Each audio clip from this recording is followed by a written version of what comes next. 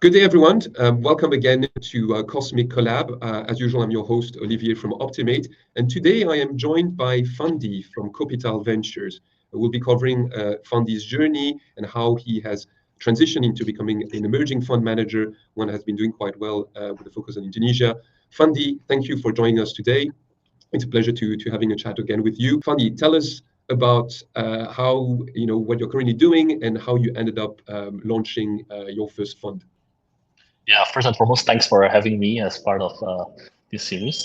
Appreciate the opportunity.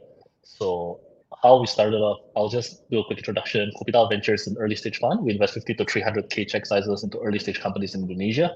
How we started off Kopital Ventures was actually, the journey was quite different than most funds because we started off as angel investors and were able to make some lucky investments the past few years that made us look like we're really good investors, and in turn they gave us the track record to be able to raise an external fund, and that's how Kopital Ventures came about. And of course, very lucky that my partner is also the founder of one of the region's, well, actually the region's first F&B unicorn, so that helps a lot in how we get started.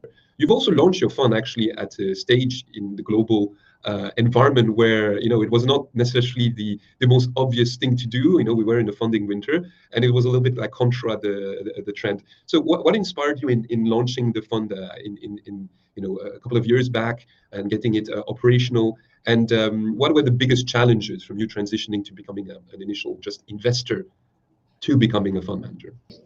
Well, I will start off with the challenge part. I think the challenge lies mostly, of course, there's a lot of difference, right? When you're investing your own money and when you're investing other people's money. Firstly, you got to be more, you got to do more reporting, of course. But I think the most important thing is the mindset.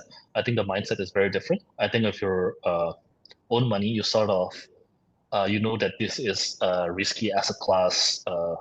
You know that there's a chance that some of the investments might not turn out well, and mentally you're prepared for the kind of outcome, even though obviously you hope for great outcomes. However, as a fund manager, even though you have all the legal documentation in place that this is not the most safe asset class, that this is a risky asset class that is supposed to produce a high yield, you're still supposed to be responsible for your investors' money. So I think we take a more conservative approach. We're more calculated in our investment. We are more picky in terms of investment. The criteria is higher than investing our own money, because at the end of the day, I think trust is priceless, and to get our investors' trust means everything to us. No, I think that you covered a little bit of challenges, which is a fair point. I think particularly here in Asia, where VC as an asset class is quite different, from your typical real estate or PE or the stock market, right? So and it's the longer term approach, high risk approach, which does not necessarily position itself into the most I would say popular asset class when it comes to traditional investors, institutional investors, families in Asia. So it's interesting to see where how to go to market and gather these type of investors in the fund. How do you tackle this? When you approach an investor that has not been exposed to the VC asset class, and you try to convince them to write a check into your fund, as opposed to putting it, I don't know, in a piece of real estate or in the US stock market, for instance. I think at the end of the day, if they have not invested in this asset class before, what I usually tell them is I usually walk them down the history of venture capital investment in the region, and how actually we are at the, I would say this is the best time to invest in terms of, from a valuation perspective, in terms of the market resetting, and in terms of having a first mover advantage. Why do I say that we have a first mover advantage now? Whichever investors I believe is active now has a first mover advantage, because the way we look at companies, especially in Indonesia, the way we evaluate companies is completely different from a few years back. There's a reason why a lot of the companies that were able to raise huge amount of capitals the past few years have been struggling, more so than the newer companies to raise capital today. Because obviously back then, growth is put as the most important metric, whereas today I think unit economics and path to profitability and business model I'll say those are the three most important factors: monetization strategy, things like that. I think back in the days, in the past few years, we thought that monetization strategy can be pushed behind, and but of course that's not the case. That's why I believe that whoever is active today have a first mover's advantage. And of course, again, there's a risk that comes with investing in this asset class, but you can potentially generate real alpha by being a first mover in the new venture capital landscape. What you're saying is that it's somewhat because we're investing more in fundamentals in businesses as opposed to future potential for profit, makes it also a little bit easier when showcasing to the LPs, look, this portfolio company's already gone to market, they're already revenue generating, they're already, there's a path even possibly to profitability relatively quicker, which makes it exit also more. So I think when you hinted at, we've heard that also more widely in the region. I think it's not just exclusive to Indonesia. There's this general reset on how to look at even early stage investing. Just moving a little bit ahead in terms of decision, you've decided to launch your fund in Singapore. Any specific reason for choosing this jurisdiction as opposed to another jurisdiction when you decided to go ahead? I think it's about, at the end of the day, I think that depends on your LP base. I think my LP base is most comfortable with having our fund set up in Singapore. That was part of the reason why we went to Singapore in terms of setting up our fund. So yeah, I think at the end of the day, it depends on who is investing in the fund. That you want to prioritize the investors more so than your own comfort. How did you manage to convince? Because every emerging fund manager, typically the biggest challenge is to get that first few LPs in the fund so that you already know you're going to be able to pay for the setup, to get things running. What was the main driving factor? How did you convince this? I would say your first anchor LPs that allowed you to press the trigger and go forward. Well, we're very lucky because I think again we invested as angels, made some lucky investments that some of our existing anchor LPs ended up following on for our angel investments. So they have we've known them for several years, and they know the kind of investments we've done. So most of our LPs look at us as a feeder fund, I guess, to them. And I hope, well, this is just from my end, but I do think that when we invest in a company, I hope it's a positive signaling to this to our LPs to do direct investments into these portfolio companies as well in the future. So that was how we're able to convince them from our track record, from how we evaluate deals as angels. So yeah, and the relationship, of course. Maybe Fandy, if you could share a little bit about your, I think you've touched a little bit on this, but your the Kopital Ventures philosophy in terms of the deals they want to do. What would be, which stage, what industries, what geographies? We talked about Indonesia, but maybe you can very briefly cover where you position yourself in terms of a VC fund. Exclusively in the pre-seed and seed stage. We cannot invest in any company above a 10 million valuation cap. And we typically look for a single-digit equity. And in terms of sectors, we are quite sector agnostic. But of course, due to the macroeconomic environment and due to the VC appetite today, we do tend to look for companies with some metrics, even though it's so early. It's strange to say that nowadays we look for profitable companies so early on, but I guess that's just the way the market is nowadays. So yes, we have a preference for companies that are profitable even in the early, from day one. And pretty much we like companies that are founded by conservative founders. Obviously not extremely conservative that these founders forego growth, but we like founders with a survival mentality, with putting operational excellence first before fundraising ability. Just because nowadays I don't think you can depend on future fundraisers to grow the company. You have to look to be able to grow internally with your own cash flow, or you have to look for other means of financing. Yeah, very interesting. So yes, indeed, a very different approach. I think the idea that the roadmap for even early stage funding now aims at already proving a kind of a proof of concept, that there is already a market for it. There's already ability. I wouldn't call it product market fit per se, but at least that there is a product. Some sort of, yes. Yeah. So like a mini, maybe we should call a new term for that, before the ability to do this, which is very different from what we used to experience before, right? Initial seed funding, and sometimes even Series A, was just to test the market and just spend freely on marketing to see if there was a market. So I don't think this is acceptable anymore for a lot of businesses and early stage businesses. Let's talk a little bit about how you cater relationships with the founders, right? How you source your pipeline, how you do the selection process. You talked about it. You talked about the metrics you look at, but how do you manage your portfolio? I mean, it's only been a year plus, I believe, that you've launched the fund, but how is it on an ongoing basis? How you get involved with your portfolio companies? I think for us, I think the most important thing is self-awareness. Before we even invest into any companies, I think I mentioned this to you as well last time, I don't think we add the most value into any company. And I think just being transparent, right? At the end of the day, I think the biggest value add we can add is when you're fundraising, when a company is fundraising.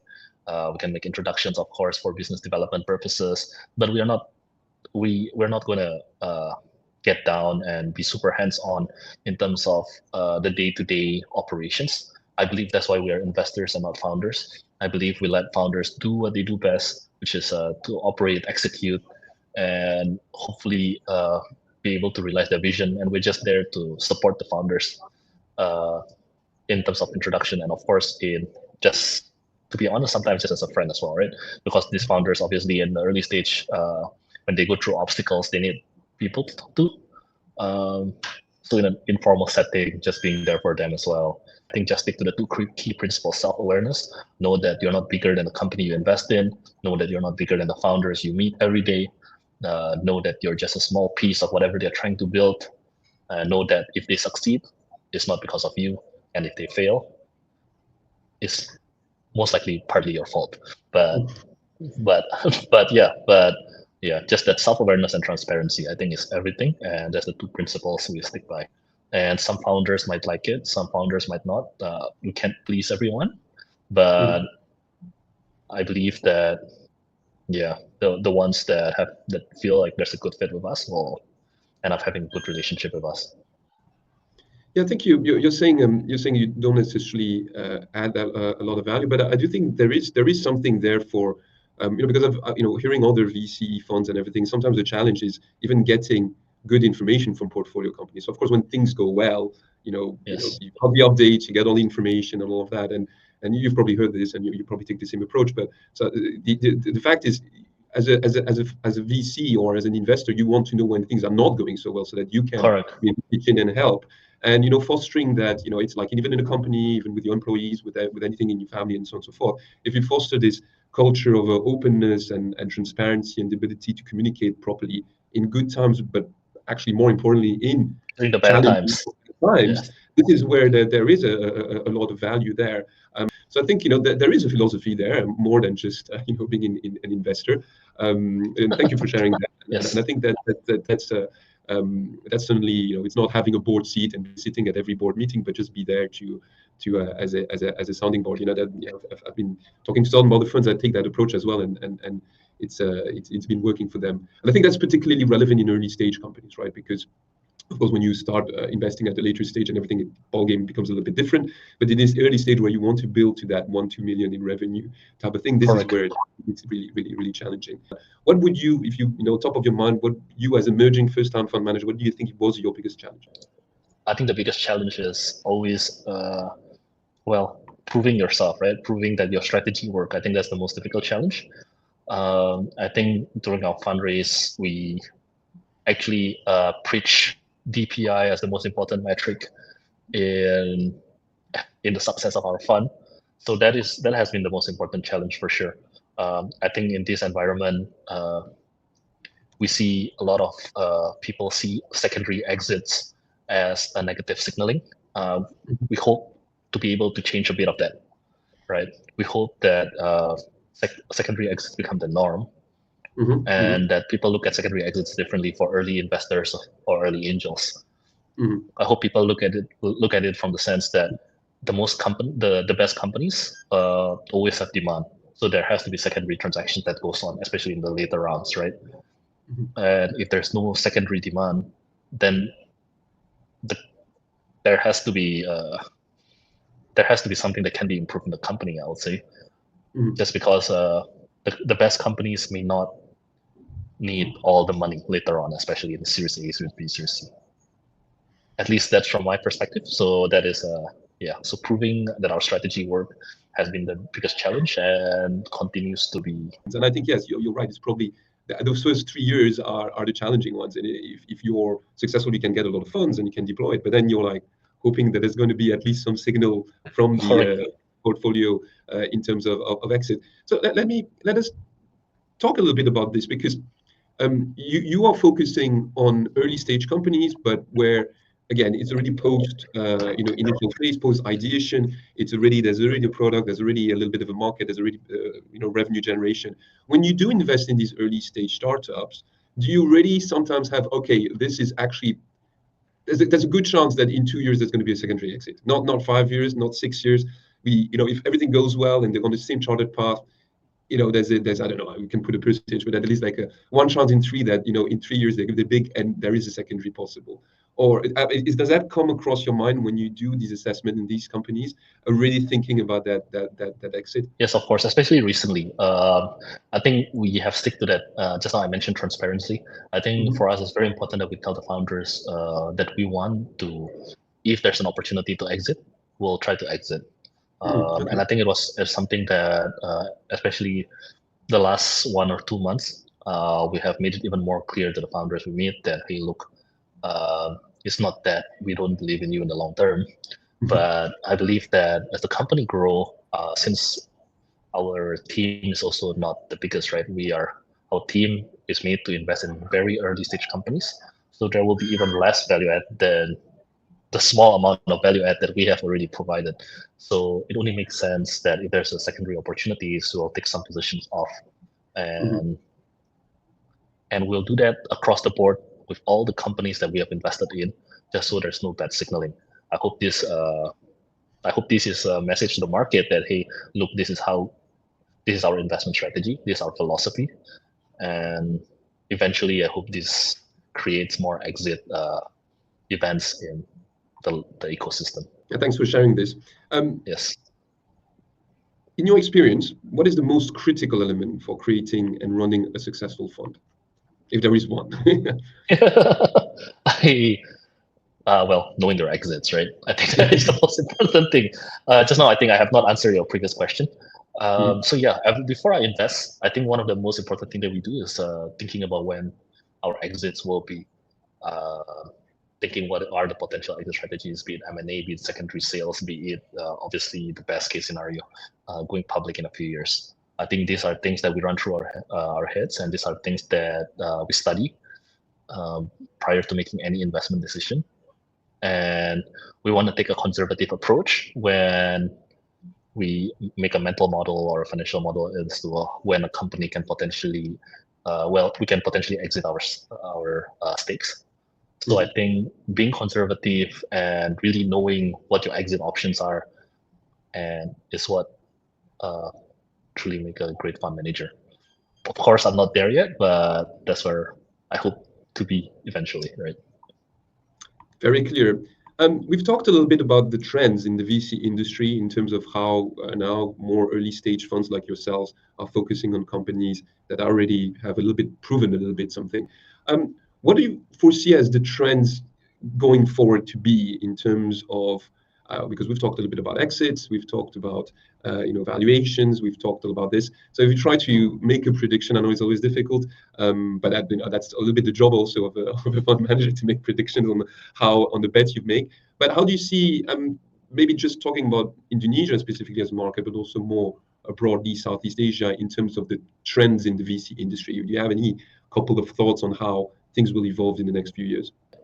I think we're looking at more regional companies, more so than companies will look at Southeast Asia as one market, instead of, for example, a company looking at Singapore as a single market, Indonesia as a single market, when they pitch to investors in terms of market sizing. I think we realized from the past few years that Southeast Asia we cannot look at any single country as a big enough market to derive a multi-billion-dollar outcome.